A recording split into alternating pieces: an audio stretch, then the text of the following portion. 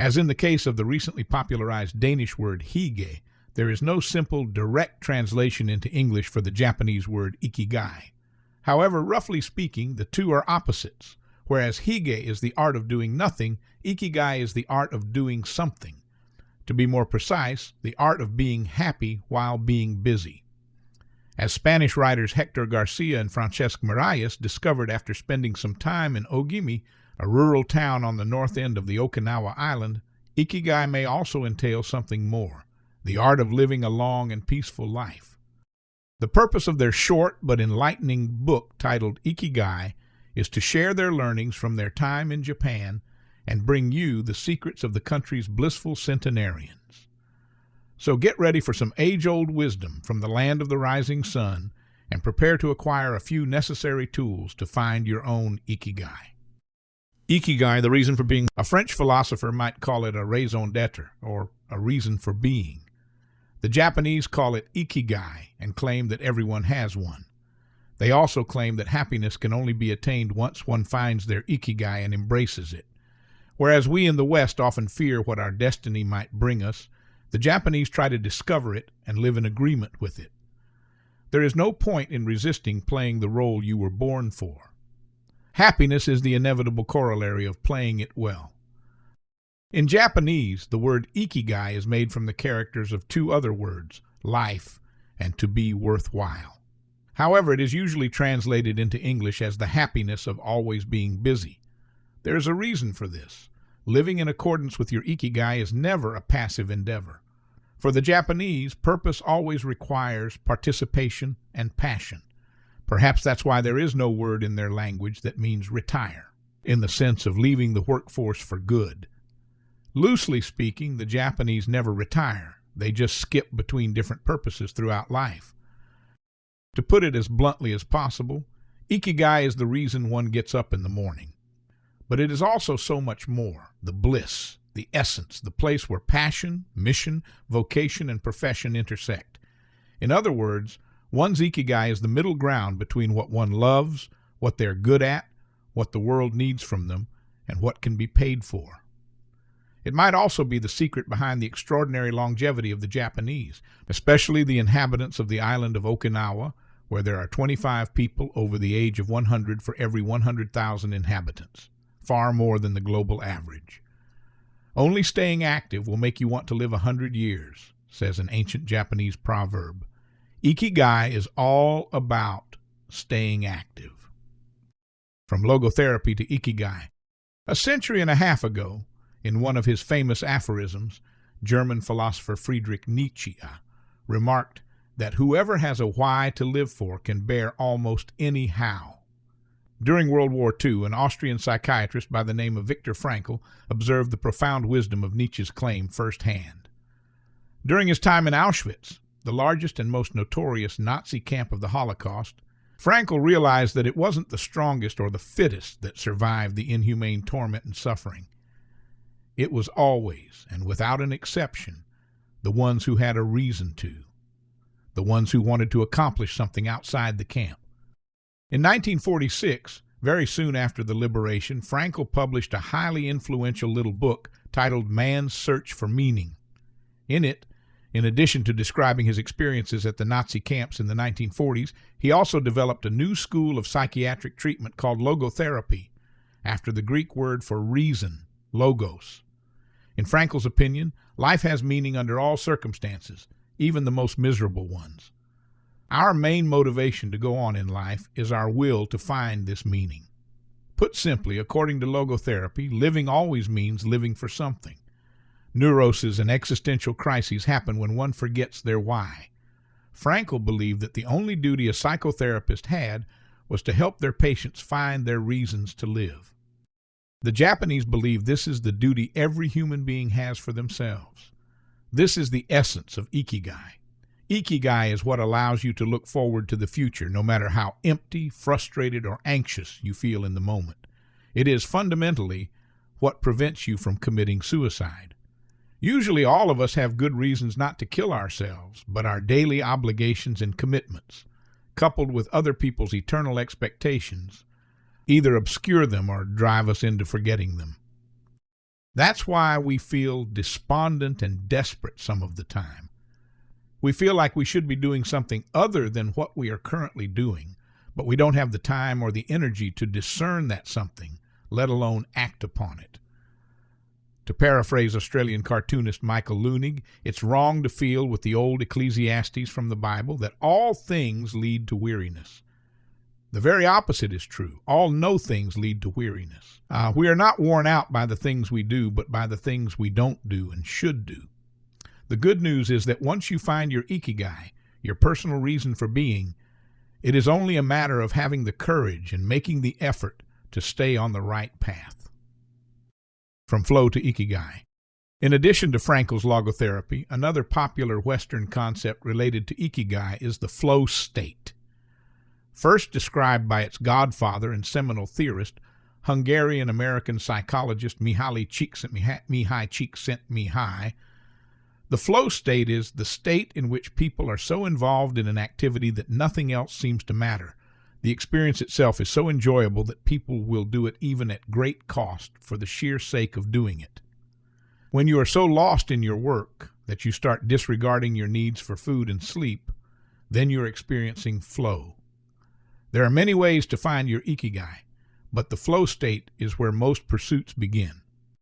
According to researcher Owen Schaffer of DePaul University, there are 7 requirements for achieving flow. Knowing what to do, knowing how to do it, and knowing how well you are doing it are the first 3. However, you also need to be able to pick out significant challenges and possess significant skills. It's not a prerogative, but it helps if you have a destination, that is to say, if you know where you want to go before you even begin your journey. Finally, the flow state can only be accomplished in the absence of distractions and interruptions. Just like dreaming, you cannot restart it at the desired moment if you wake up in the middle of it. Furthermore, Garcia and Miralles disentangle 3 strategies that can increase your chances of achieving flow. Choosing a difficult but not too difficult task. Easy tasks bring boredom. Tasks beyond our abilities result in anxiety and unease. The ideal is to find a middle path, something aligned with our abilities but just a bit of a stretch so we experience it as a challenge. Having a clear, concrete objective. The reason why board games and sports are great ways to achieve flow is that they combine a clear goal and a set of explicitly defined rules. In combination, these 2 things make hyperfocus and enjoyment possible. Conversely, vague objectives or obsessive commitments lead to mental blocks and soul-crushing angst. Concentrating on a single task. Multitasking makes achieving flow impossible and decreases productivity by 60%. It also reduces creativity and retention while making us feel more stressed and more likely to make mistakes. Therefore, as Garcia and Miralles write, concentrating on one thing at a time may be the single most important factor in achieving flow. The Japanese have known this for millennia. That's why they often apply themselves to even the most basic tasks with an intensity that borders on obsession. Driven by their found sense of purpose, their Ikigai, many of them eventually become experts in many seemingly trivial aspects of life, such as tidying, making tea or sushi, manufacturing porcelain, or even analyzing anime and manga as artistic forms. But that's another lesson from Japan. Nothing is trivial as long as it makes you get out of bed. On the contrary, 10 rules of Ikigai. Fascinated with the Japanese way of life, Garcia and Miralles spent several weeks in Ogimi, an Okinawan village which boasts the highest life expectancy in the world and is justly nicknamed the Village of Longevity. After interviewing many of Ogimi's 3,000 inhabitants, they realized they were right to suppose at the beginning of their journey that Ikigai wasn't only a guarantee for a good life, but also a promise of a long one. Garcia and Miralles could also distill from the age-old wisdom of the long-living residents of Ogimi the following 10 rules of Ikigai. Stay active. Don't retire. Those who give up the things they love doing and do well lose their purpose in life, write Garcia and Miralles. That's why it's so important to keep doing things of value, making progress, bringing beauty or utility to others, helping out, and shaping the world around you, even after your official professional activity has ended. Take it slow. Walk fast or you'll fall behind, say modern life in the 21st century. An old proverb begs to differ. Walk slowly and you'll go far, it says, revealing more about the meaning of life than volumes of books. The more you're in a hurry, the more you're in a state of urgency. The less you enjoy, the less you experience life. Stop and smell the roses may be a cliche, but it's also a sound advice for finding satisfaction. Don't fill your stomach. Before and after eating, the Okinawans have a habit of saying harahachi-bu, which, roughly translated, means fill your belly to 80%. Many studies have shown that when it comes to eating, this might be the key to a long, healthy life.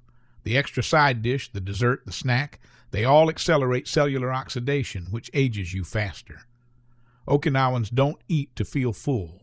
They eat only what's required, which is to say, a little less than their hunger demands. Surround yourself with good friends. Okinawans form close bonds with the people around them. They group themselves around common interests in informal communities called moai, where they help one another and share experiences and best practices. That's what friends are for.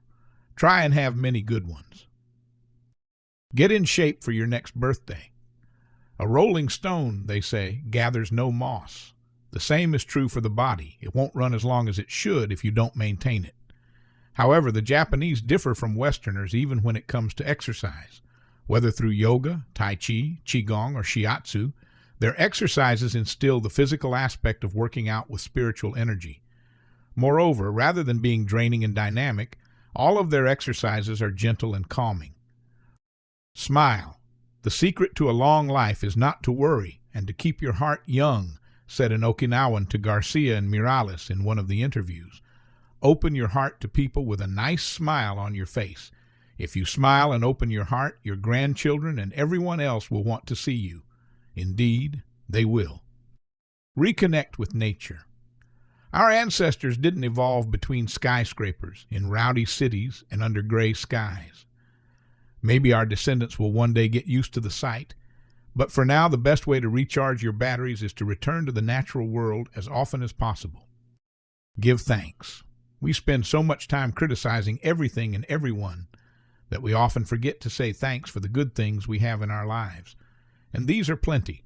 You'll realize this in no time if you set aside only a moment a day for a brief gratitude ritual. You'll also feel a lot happier. Live in the moment. Most of us strive for perfection. The Japanese, on the other hand, find beauty in deficiencies such as a cracked teacup. That's what the concept of wabi-sabi entails. A complementary Japanese concept is that of ichigo, ichie, which could be translated as, this moment exists only now and won't come again. Make that your life motto. As Garcia and Miralles write, stop regretting the past and fearing the future. Today is all you have. Make the most of it. Make it worth remembering. Follow your Ikigai. Each of us has a purpose, a passion, a unique talent that gives meaning to our days. Don't despair if you don't know it today. Consider that an invitation for an adventure. To paraphrase Frankl, your mission in life is to discover your Ikigai, nothing less. Final notes. A brief but absorbing book, Ikigai, by Héctor García and Francesc Miralles, is one of the texts most responsible for the popularization of the Ikigai lifestyle in the West. As stated in the KonMari newsletter, the book demonstrates that aging could be an opportunity to keep working, keep smiling, keep active, and keep being social. It also demonstrates that modern-day busyness, if properly managed and understood, needn't be something that makes life unbearable. On the contrary, it can be the very thing that gives life purpose and meaning.